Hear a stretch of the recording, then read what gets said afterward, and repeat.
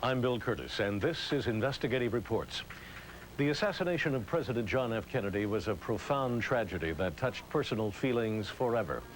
November 22nd, 1963 is one of those few dates that have become etched in time, like Pearl Harbor or VE Day. But for those closest to the event, the eyewitnesses, their lives have never been the same.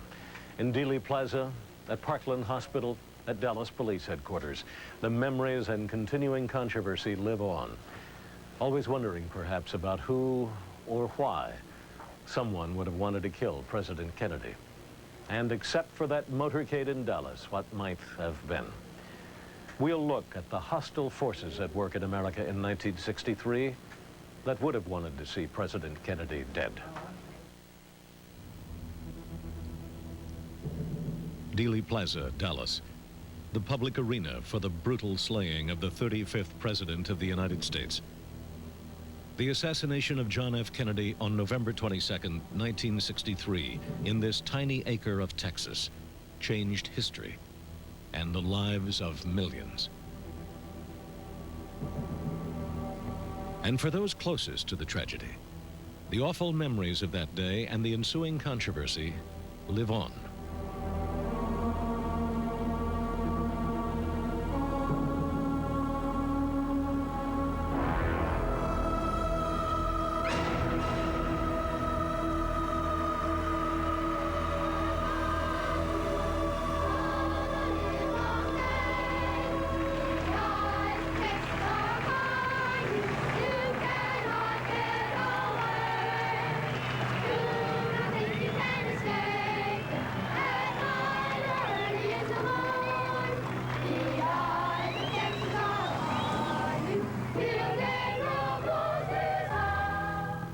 On the morning of the assassination, Bill and Gail Newman had gone down to Dealey Plaza with their children to watch the presidential motorcade pass.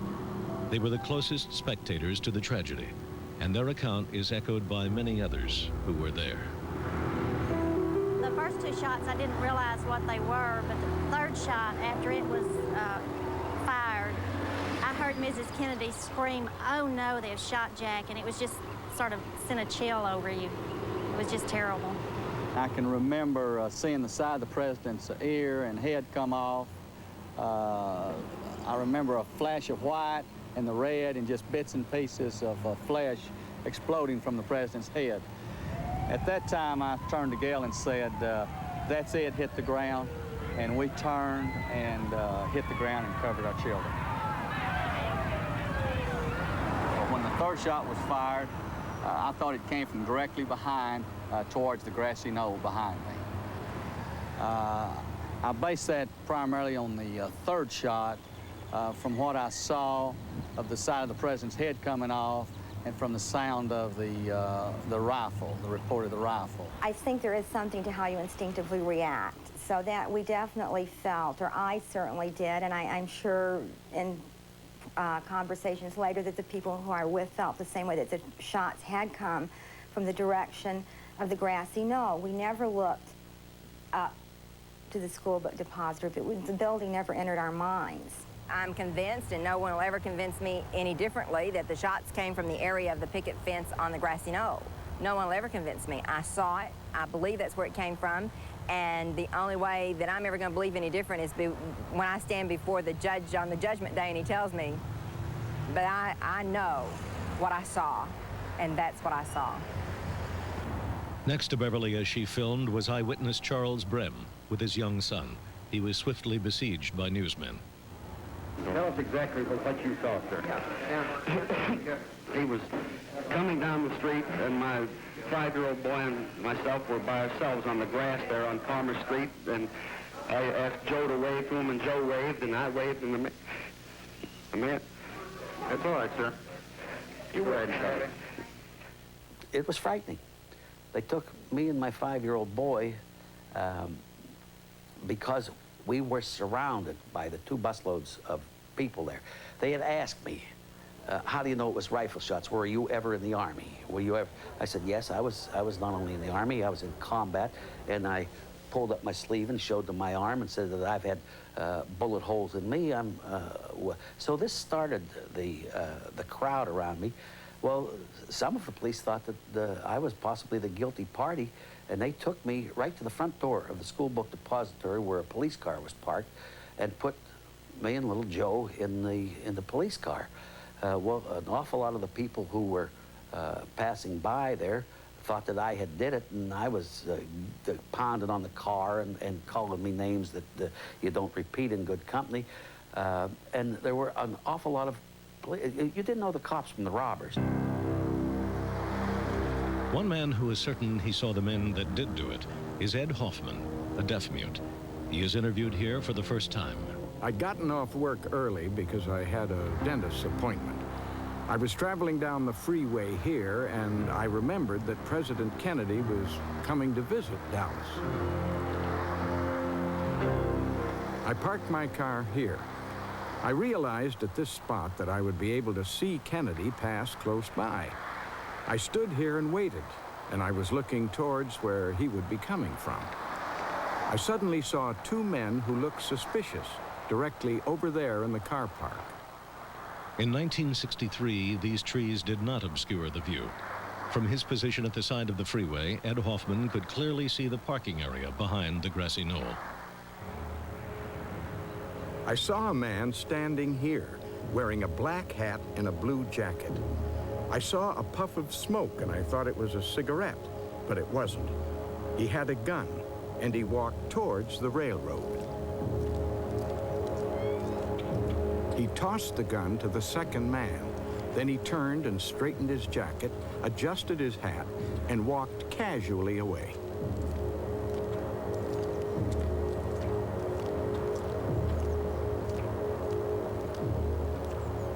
The man with the striped shirt, the railroad shirt, walked over to the electrical box with the gun. He took the gun apart. He put it in a toolbox.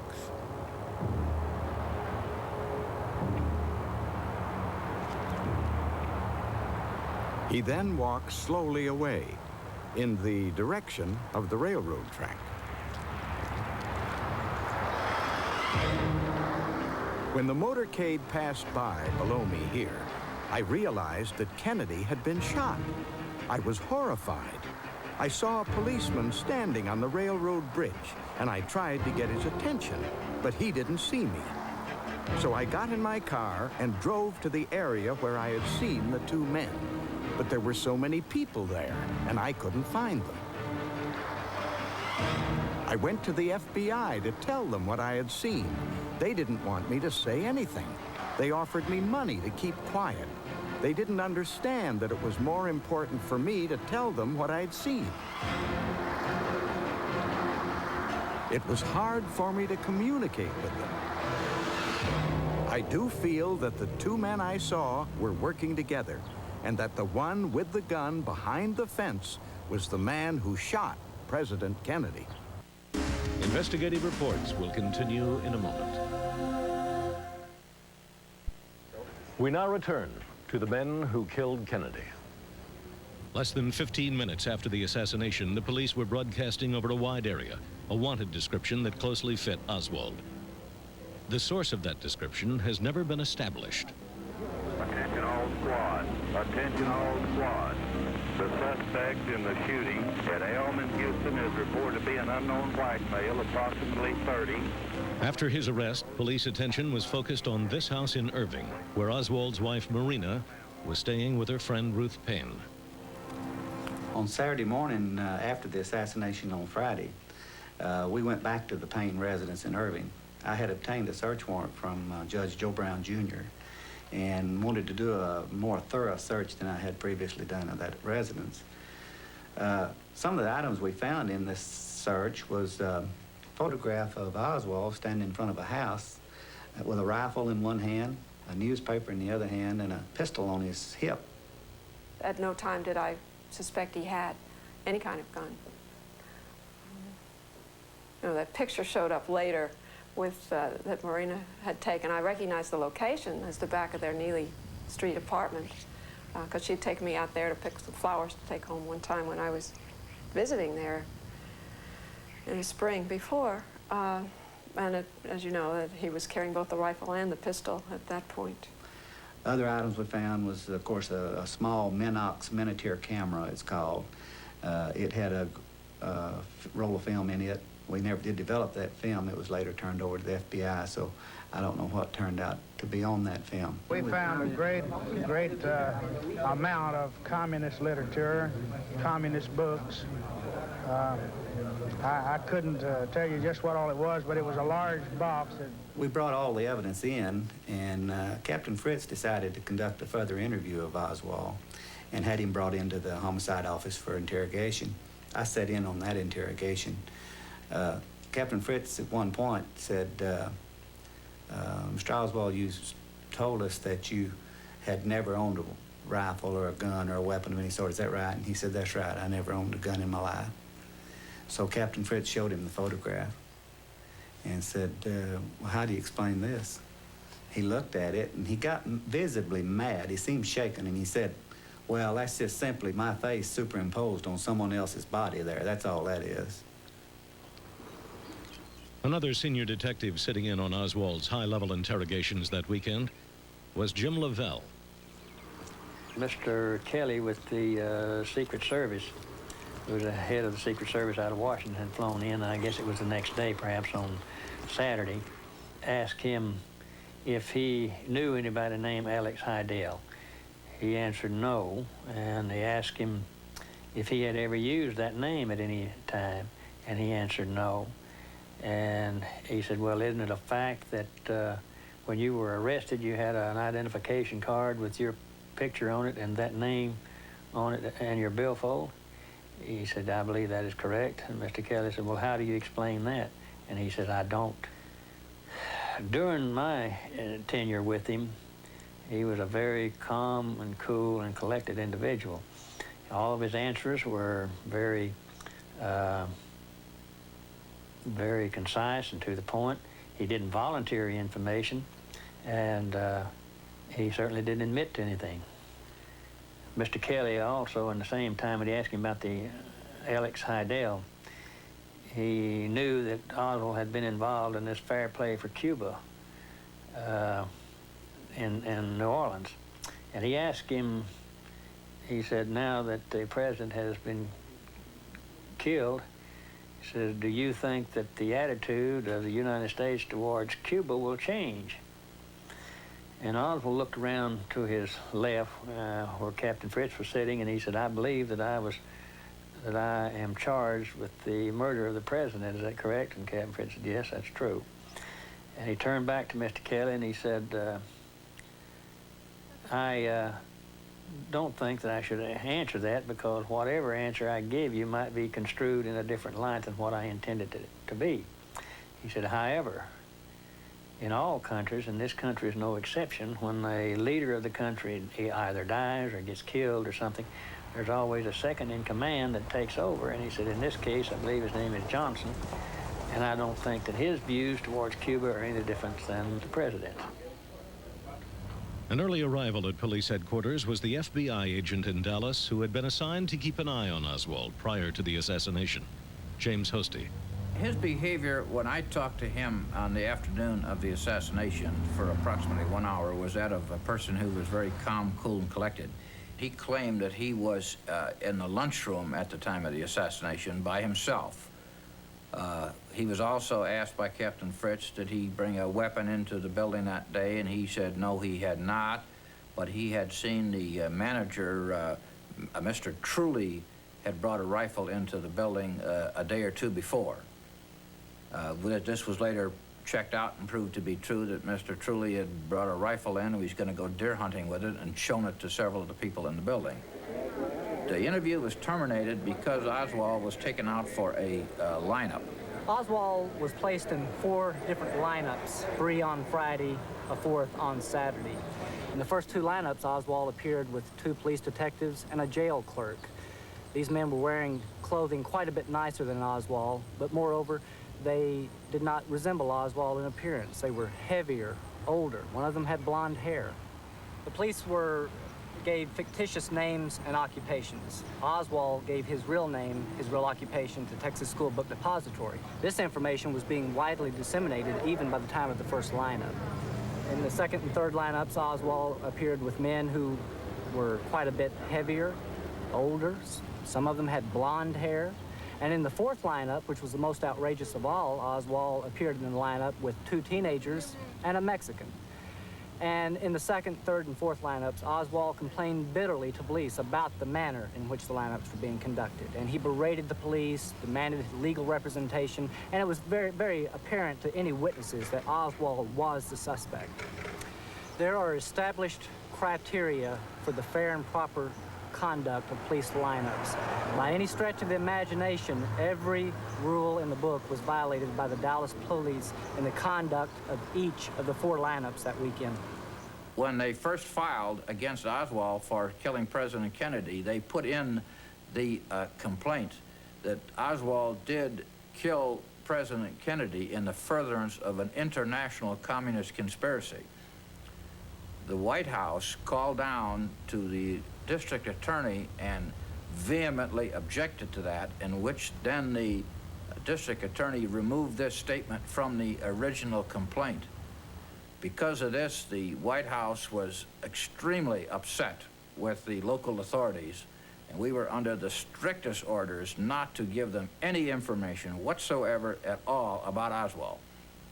This caused them to jump to the wrong conclusion and think that we were hiding something about ourselves when we were really cloaking the information about Oswald's Soviet and Cuban connections.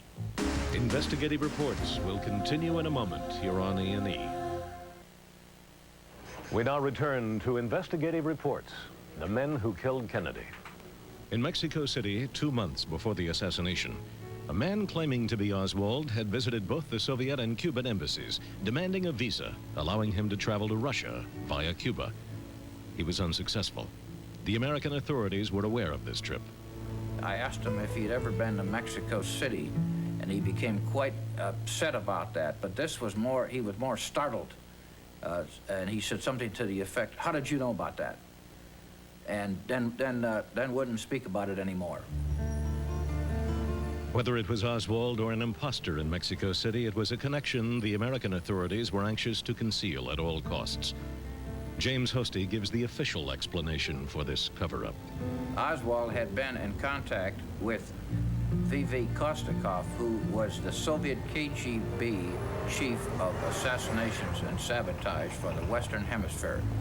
I think the fact that Oswald had been in contact shortly before the assassination with a person of that nature, and due to the fact that he had spent 3 years in Russia, this would have caused the American public to become so outraged that it could have led to World War III. I believe for this reason they decided that they would keep this from the American public. Whatever the real mission was in Mexico City, the American authorities at the highest level were determined that it should never be revealed.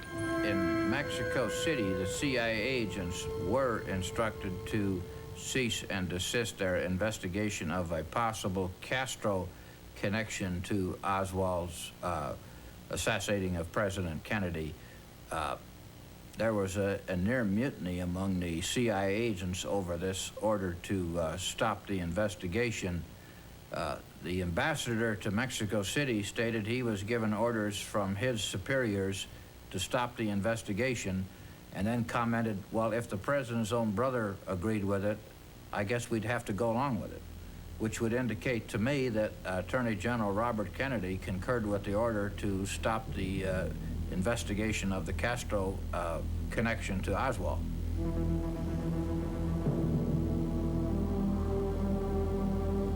In the holding cells of police headquarters in downtown Dallas, time was running out for Oswald.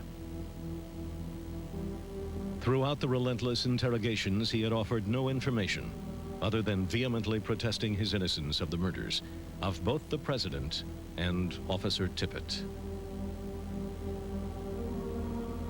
24 hours after his arrest, he was still without legal representation.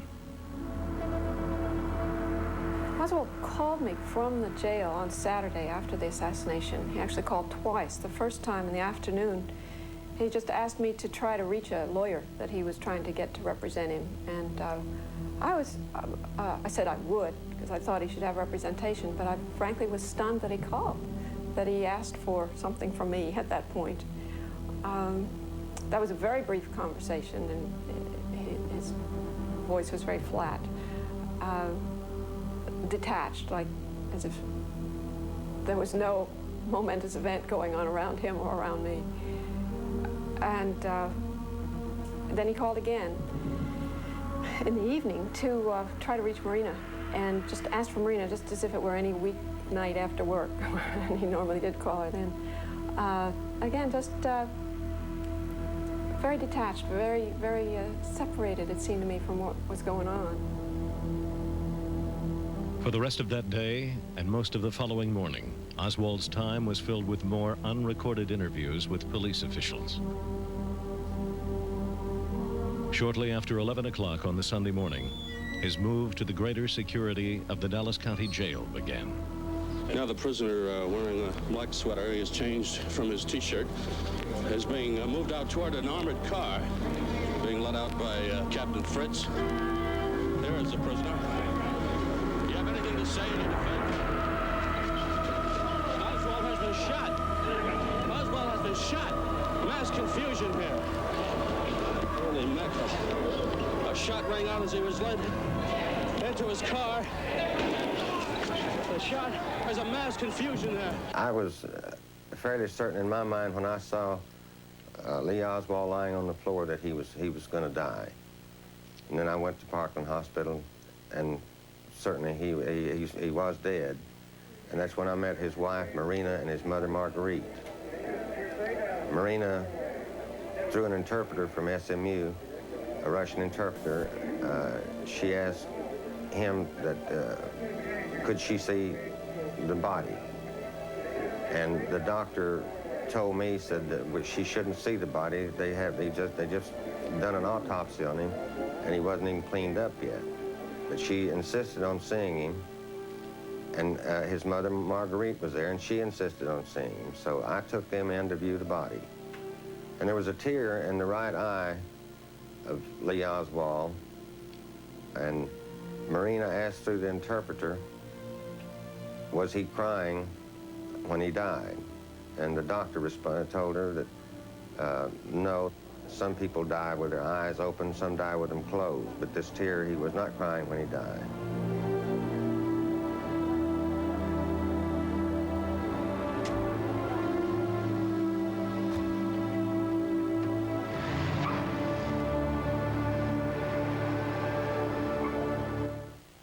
Investigative reports will continue in a moment. We now return to investigative reports on A&E. Billy Grammer was a police communications officer on duty the night before Ruby killed Oswald. Around 9 p.m., he received an urgent message from a caller who refused to identify himself. I thought I recognized the voice, but at the same time, I could not put a face or a name with the voice. And as we talked, he began telling me that we needed to change the plans on moving Oswald from the basement, that he knew of the plans to make the move, and if we did not make a change, the statement he made precisely was, we are going to kill him. Billy Grammer reported the call, finished his shift, and went home to bed. He was asleep when Ruby, seen here on the edge of the picture in his gray fedora, prepared to move in for the kill.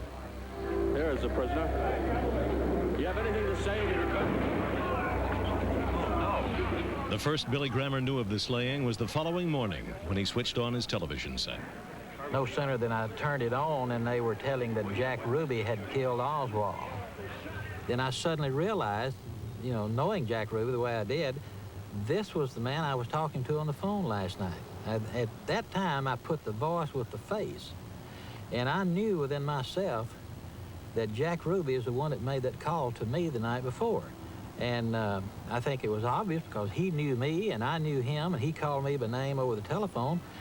And seeing this and knowing what I knew and what he had said, then to me it had to be Jack Ruby. He is shot. He is shot. While his victim lay dying on the floor of the jail office, Ruby was dragged past him and taken up to Oswald's empty cell, where he was interrogated by Don Archer. His behavior to begin with, he was very hyper. He was sweating profusely. I could see his heart. Of course, we had stripped him down for security purposes. He asked me for one of my cigarettes, so I gave him a cigarette. Finally, after about 2 hours had elapsed, which put it around 1 p.m., the head of the Secret Service came up, and I conferred with him, and he told me that Oswald had, in effect, died, and it should shock him because it will mean the death penalty. So I returned, I said, Jack, it looks like it's going to be the electric chair for you. Instead of being shocked, he became calm, he quit sweating, his heart slowed down. I asked him if he wanted a cigarette, and he advised me he didn't smoke. And I was just astonished that this was a complete difference in behavior of what I've expected. I would say that his life had depended on him getting Oswald.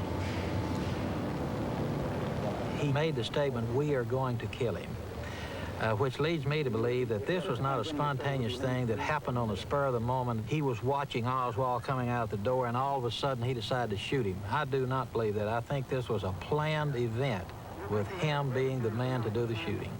Ruby's close ties to the Dallas police gave him easy access to their headquarters. But evidence of a link between Ruby and Oswald has been suppressed for over a quarter of a century. Beverly Oliver breaks this conspiracy of silence. A lot of folks that gave testimony are no longer around to give testimony any longer. I didn't want to become a statistic. I didn't want to be one of those people that shot myself in the back of the head with a shotgun. One night in particular, I recall about 2 weeks prior to the assassination, being in the club. Parking lot separated his club, the Carousel, and the club that I worked at, the Colony Club.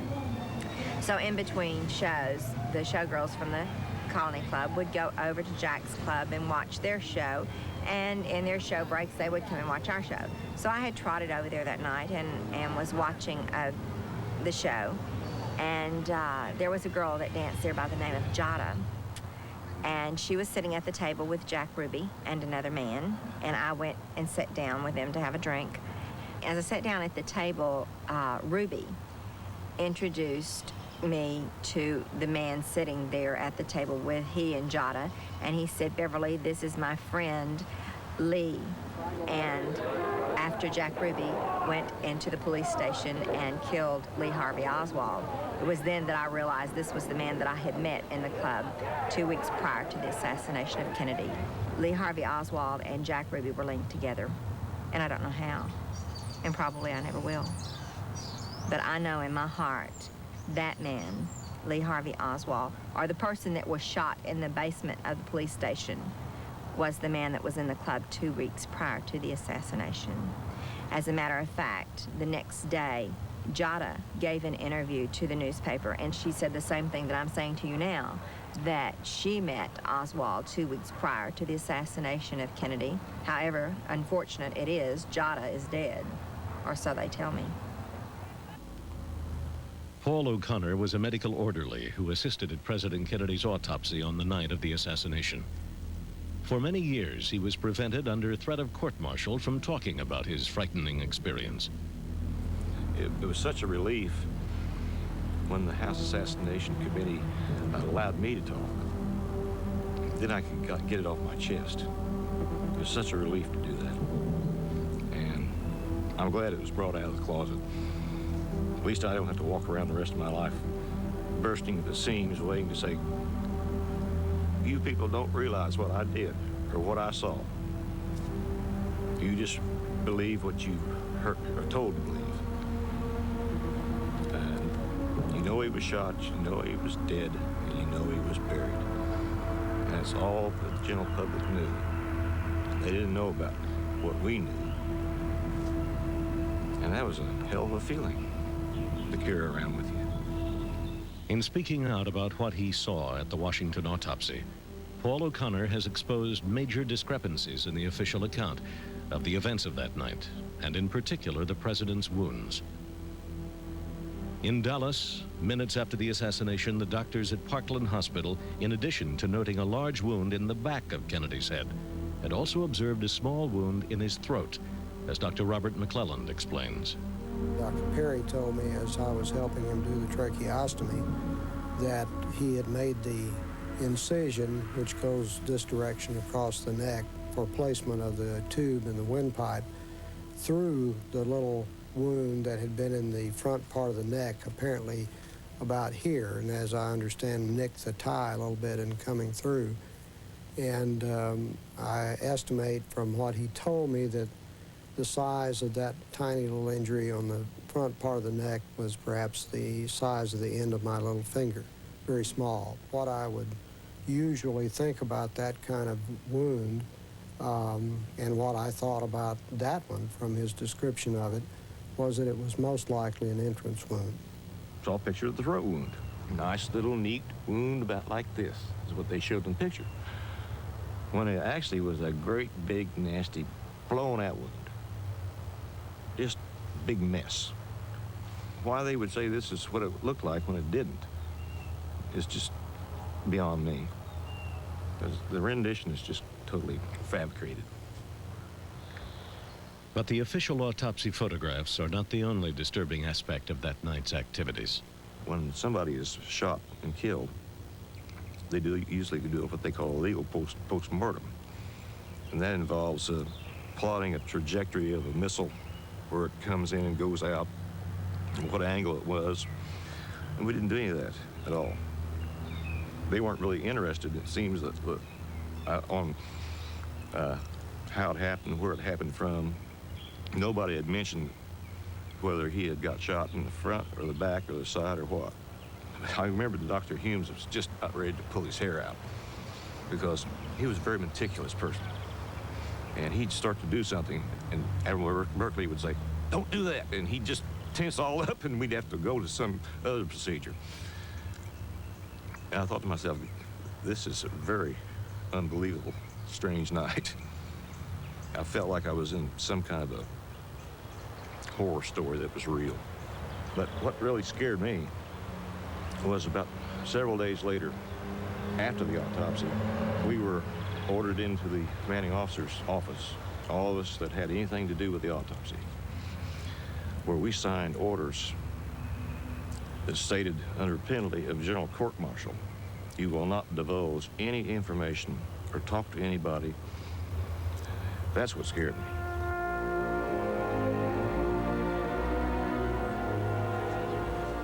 But the questioning voice of the American people refuses to be silenced. Each year, on the anniversary of the assassination, a dedicated band of disbelievers meet on the grassy knoll in Dealey Plaza. Typical of those millions of Americans who have refused to swallow their government's official line. Through their diverse efforts and their persistence, critics such as these have kept the quest for the truth alive.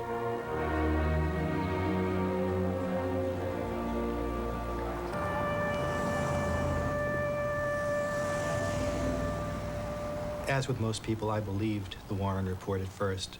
I think we all had to. We needed to know that there was no nameless they that got away with this, that it had been solved. But the more that was written, the more that we learned, the more questions there were. For every question that was answered, there were 10 more new ones that needed to be answered. And I felt that for my own sake, for all of our peace of mind, we needed to know more of what happened to President Kennedy. They didn't tell us the truth. It's a very valid criticism of the Warren Commission that it failed to follow up many, many important leads and witnesses that came to its attention. One of the best examples, I think, is the fake Secret Service man up on the grassy knoll and a Dallas police officer. Within a minute or two after the shooting, Officer Joe Marshall Smith ran up on the grassy knoll following the other witnesses. That's where they all went initially. And Joe Smith pulled his pistol when he spotted a man behind the picket fence up on the grassy knoll. And this was a man dressed in coat and tie. And this man, even looking right into Smith's revolver, said, "Hey, I'm Secret Service." And he pulled out some credentials that, to Officer Smith, indicated that this man was legitimate. Smith left him alone and went away, investigating other areas in the plaza. The important part is that the Secret Service at no time had any agents anywhere in Dealey Plaza, with the exception of the agents who were riding in the motorcade. So here's a guy passing himself off as a Secret Service agent to a Dallas police officer, and there was no Secret Service agent there. The Warren Commission either didn't know that or didn't want to know. They didn't even ask Officer Smith pertinent questions about that encounter. And to me, that's one of the great failings of the Warren Commission, and a typical example how important evidence was overlooked initially or lost at that time. Investigative Reports will continue in a moment here on A&E. We now return to Investigative Reports, the men who killed Kennedy. There was some new evidence that came out in late 1976, evidence that I was responsible for, in that the researchers had long been aware of recordings of the Dallas Police Department's radio channels. The department was using 2 at that time. And some interference began just a couple minutes before the assassination occurred. And that interference continued for 5 minutes or so after the assassination, and it effectively blocked all police communications on their main channel. What wasn't known was which officer was responsible for it. My thinking was that if the officer were in or very close to Dealey Plaza, his open microphone may have picked up the sound of the shots.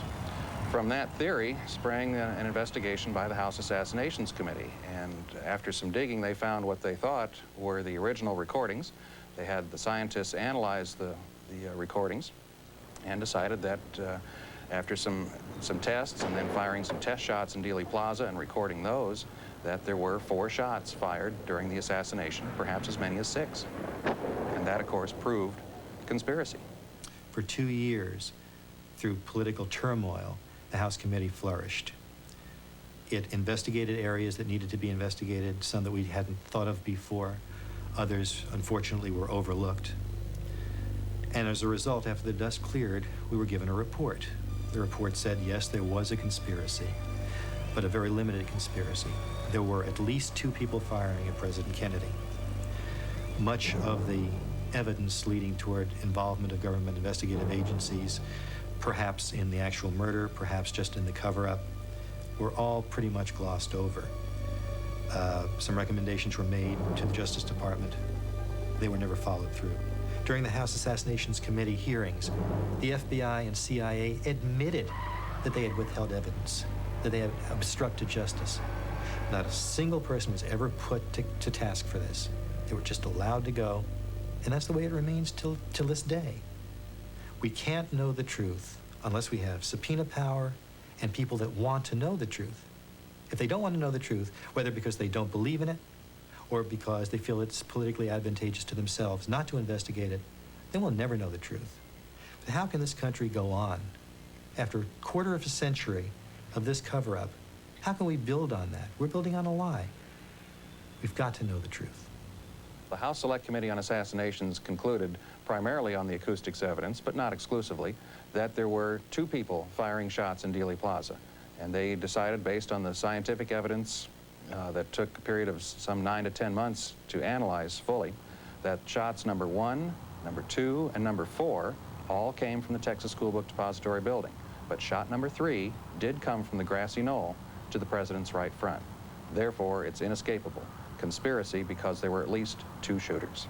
So all this means that according to the United States government, there are now 2 official conclusions as to what happened. The Warren Commission says there was 1 shooter and 3 shots. The House Assassinations Committee says 2 shooters, a total of 4 shots. There's a conspiracy or there isn't. That's where we're stuck, and we have been since 1978.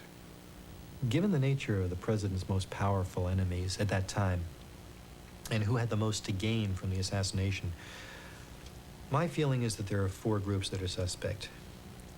The more militarily oriented of the anti-Castro Cubans, people who felt betrayed by President Kennedy after the Bay of Pigs, the mob, who wanted the gaming rights back in Havana. They were losing millions of dollars every day since Castro closed the casinos. The ultra-right wing, who hated President Kennedy for virtually everything he stood for. And the ultra-right wing hawks within the CIA, the ones who had been fired, or people related to those politically, who had been fired by President Kennedy after the Bay of Pigs. They all had a common goal.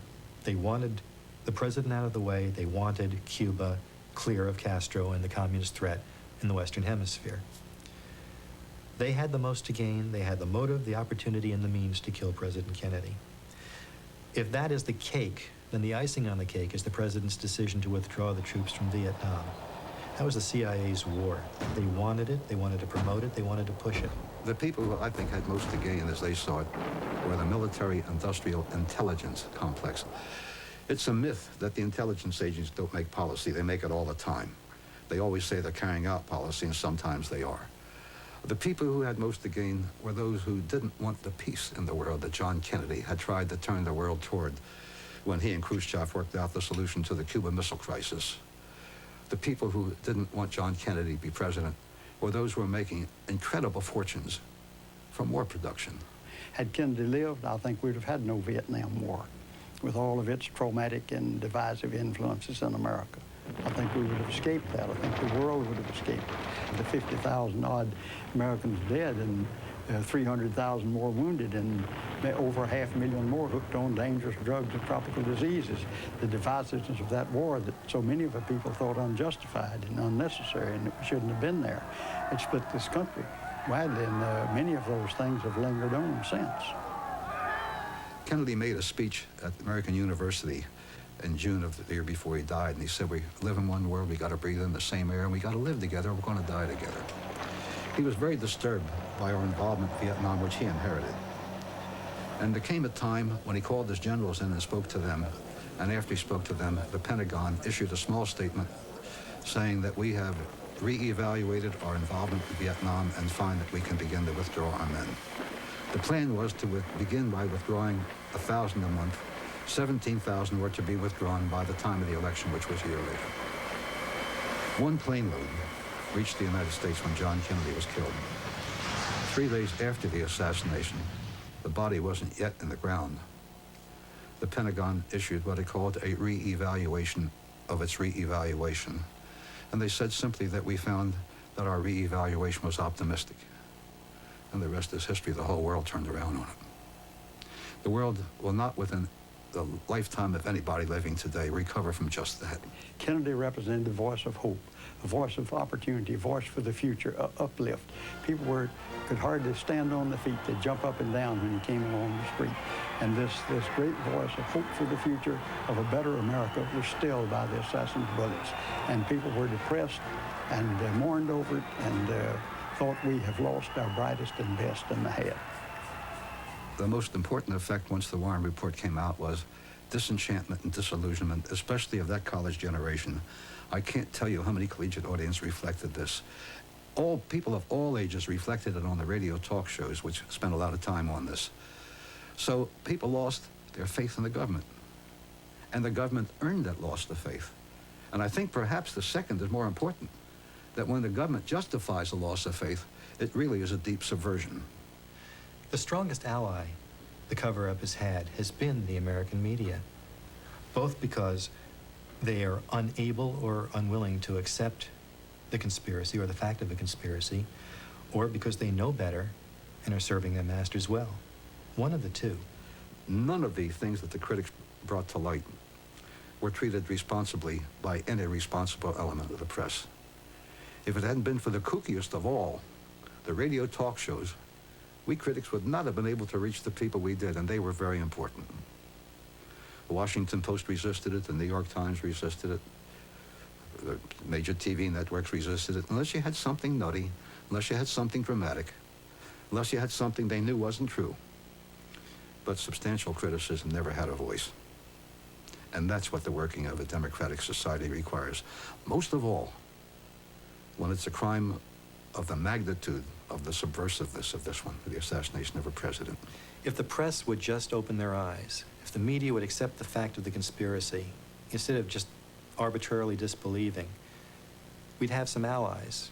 A handful of critics and researchers in this case have gotten remarkably far on their own. But if the press would just be honest about it and question and do their job, we could learn a lot more. The fact of the assassination conspiracy is beyond doubt. Only the scope is in question. I'm a first-generation American. I'm the first member of my family born at least since the time of Christ. I can't go back to Adam. And freedom. None of my predecessors ever had it. And I've been a writer, an investigative reporter, a Senate investigator, an intelligence analyst. And the older I get, the more convinced I become that despite all its failings, we have the best system of self-government man has yet perfected, and it's got so many failings. But for the system to work, Those who are responsible for seeing to it that it works have to see to it that it works. In this case, didn't happen. They subverted it instead. The assassination nullified our system, and the investigation nullified our system. My investigation has been different than that of others who are known as critics, because mine is a study of how the institutions of our society worked at the time of Greek crisis and since then. And obviously, the conclusion's obvious. They all failed. All, on all levels. In this series of reports, film director Nigel Turner conducted 300 interviews, many with people who had not been heard before, but who chose to bravely speak out because they were afraid history would pass without an accurate accounting of what really happened in Dealey Plaza, without their account. You have seen the contradictions in the official autopsy evidence. You've seen the compelling photographic and medical evidence of a gunman firing from the president's right front. You've seen the eyewitness testimony that everyone ignored. The Men Who Killed Kennedy is a new answer to America's most tragic and enduring murder mystery, the assassination of John F. Kennedy. I'm Bill Kurtis for Investigative Reports.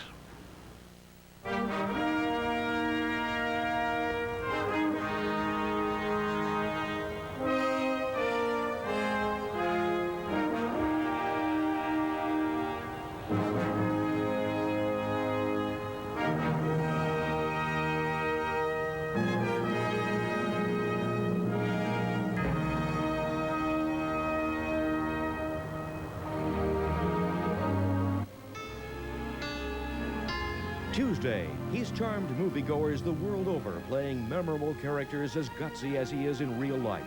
The Extraordinary Life of Anthony Quinn on Biography. And Wednesday, fly with the men and women who made aviation history on an all-new First Flights with Neil Armstrong. Now stay tuned for Arts and Entertainment Review, next.